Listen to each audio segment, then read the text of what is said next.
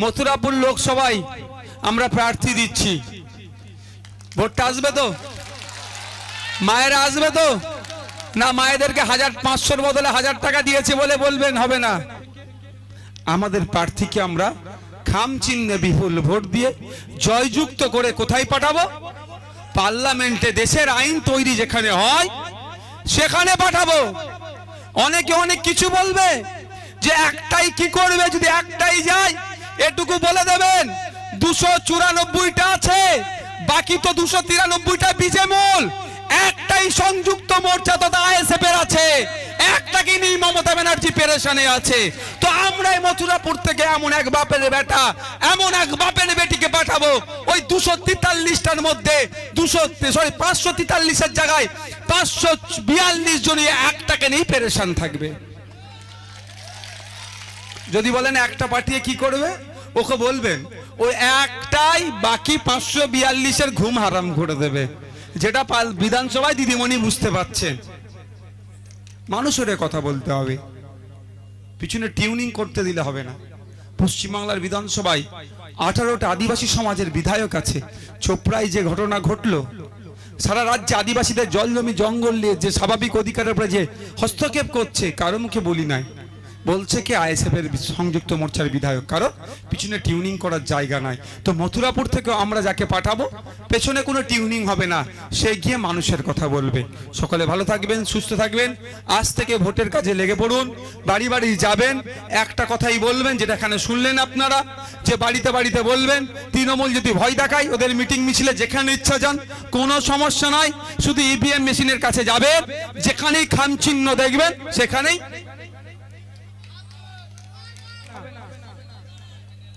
ভোটের সময় বাড়িয়ে কি ভোটের সময় বাড়াবে না ওটা বড় কথা নয়।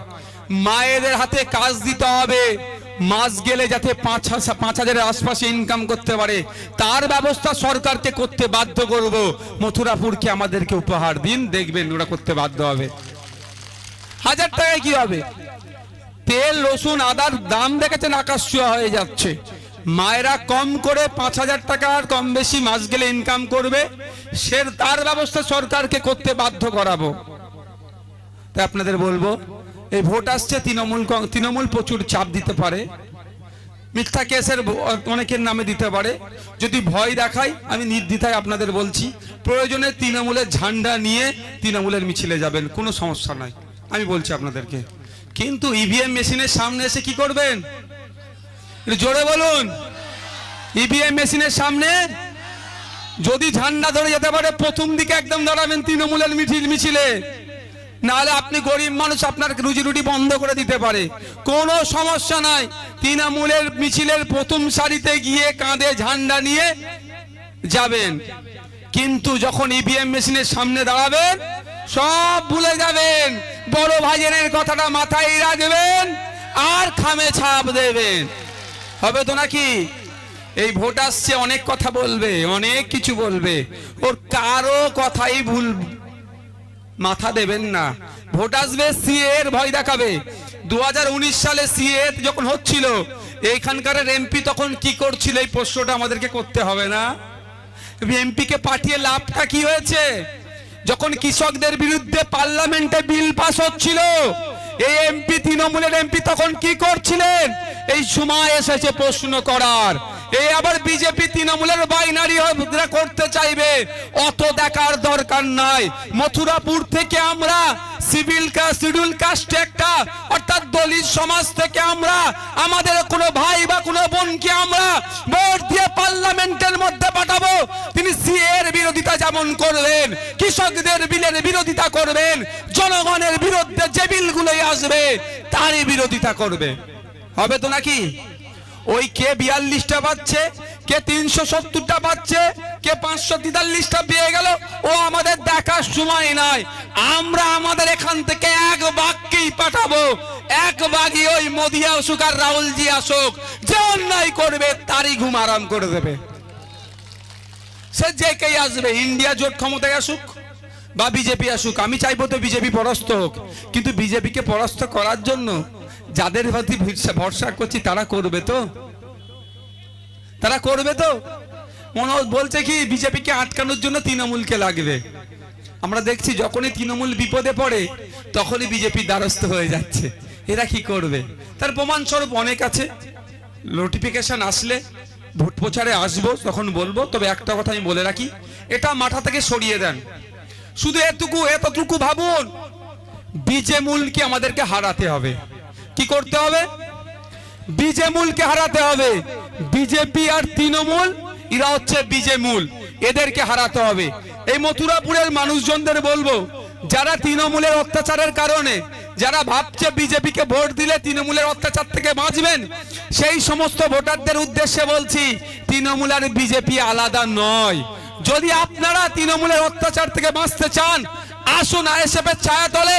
আইএসএফ এর কোন নেতা তৃণমূলের নেতার সাথে বসে চা খায় না রাজ্য স্তরে।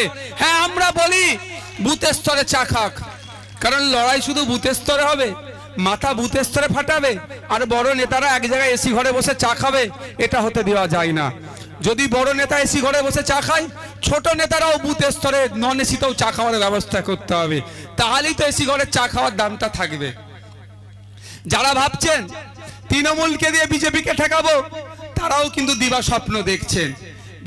তৃণমূলকে দিয়ে বিজেপিকে ঠেকানোর জন্য একটা এমপি থেকে 18টা এমপি হয়েছিল। তৃণমূলকে দিয়ে বিজেপিকে ঠেকাবো বলে 2টো এমএলএ থেকে 77টা এমএলএ হয়ে গেল। বিজেপি তো আপনার দরজার কাছে চলে এসেছে।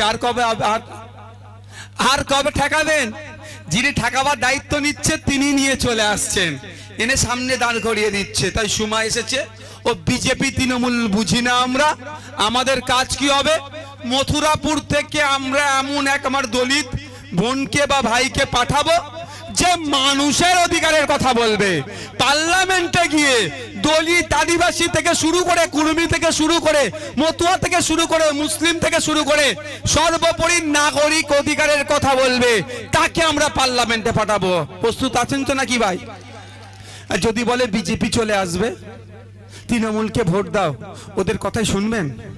2019 সালে কিন্তু বলেছিল বিজেপি চলে আসবে, তৃণমূলকে ভোট দাও। আমরা সকলে ভোট দিয়েছিলাম, কিন্তু যাকে ভোট দিলাম সে কি বিজেপিকে আটকাতে পারলো? সে তো 77টা ঘরের মধ্যে আরো ঢুকিয়ে দিল। তো এইবার এসেছে আপনাকে আপনার লড়াইটা লড়ে নিতে হবে। গণতান্ত্রিক প্রক্রিয়াতে দলিত আদিবাসী মুসলিম পিছড়ে বর্গের মানুষজন ঐক্যবদ্ধ হতে হবে, হয়ে অধিকারের নিরিখে ভোট হবে। তো মথুরাপুর থেকে যেটা বলছিলাম, যে আইএসএফ এর পতাকা লাগালে আইএসএফ কে ডিস্টার্ব করা হচ্ছে। কারণ আইএসএফ জাত ধর্ম বর্ণ নির্বিশেষে মানুষের কথা বলছে। ফেক এসটিএসসি সার্টিফিকেট করে দিচ্ছ তোমরা। যারা এসটিএসসি নয়, এসটিএসসি কোটায় চাকরি করছে, তার বিরোধিতা করলে আইএসএফ এর উপরে রাগ হচ্ছে না? ওয়াকফ সম্পত্তির দুর্নীতি হচ্ছে, তার বিরোধিতা করলে রাগ হয়ে যাচ্ছে না? দেবত্ব সম্পত্তি, যেটা হিন্দু সমাজের মানুষের সম্পত্তি, ধর্মীয় সম্পত্তি, যেটা হস্তান্তরযোগ্য নাই এই শাসনের আমলে, এই শাসকের আমলে, সেটাও বিক্রি হয়ে যাচ্ছে, তার বিরোধিতা করলে নওশাদ সিদ্দিকী আইএসএফ খারাপ হয়ে যাচ্ছে। ওই জন্য আইএসএফ এর পতাকা লাগাতে দেওয়া যাবে না। ভাই সময় স্বল্প, প্রচন্ড রৌদ্র, আপনাদেরকে আর বেশি টাইম নেব না। রক্তদান উৎসবটা যেটা চলবে, রক্তদান চলবে। বক্তব্য আমি শেষ করছি। শুধু এইটুকু আপনাদের মনে রাখার কথা বলছি। এর লোকসভার নামটা কি ভাই? একটু জোরে বলুন। এবার চুপচাপ কি হবে? তবে একটা কথা বলি, তৃণমূল কিন্তু অনেক ফাঁদে। তার মধ্যে বলছি, গ্রামের আমরা মানুষজন তো আমরা স্বাভাবিকভাবে একটু সহজ সরল। আমার ক্ষেত্রে হয়েছিল ভাঙড়ে, তৃণমূল গ্রামে গ্রামে গিয়ে বলছে, তৃণমূল সেজে যায়নি, ওদের লোক পাঠিয়ে বলছে যে তোমার যাকে ইচ্ছা ভোট দেবে, ওপরে সুইচটা টিপে অন করে যাকে ইচ্ছা ভোট দেবে। মানে বুঝতে পেরেছেন? ওপরে তো ওদেরটা ছিল ভাঙড়ে, বলছে ওপরে সুইচটা টিপবে, তারপরে যাকে ইচ্ছা ভোট দেবে। এটা না আপনাদের এলাকায় নেই, প্রচারটা করতে পারে। বললো কোনো সুইচে হাত দেবে না, সব কারেন্ট মারবে। কি বলবে? যে সুইচে হাত দেবে কারেন্ট মারবে, শুধু খামচুন্নায় হাত দেবে, কারেন্ট মারবে না।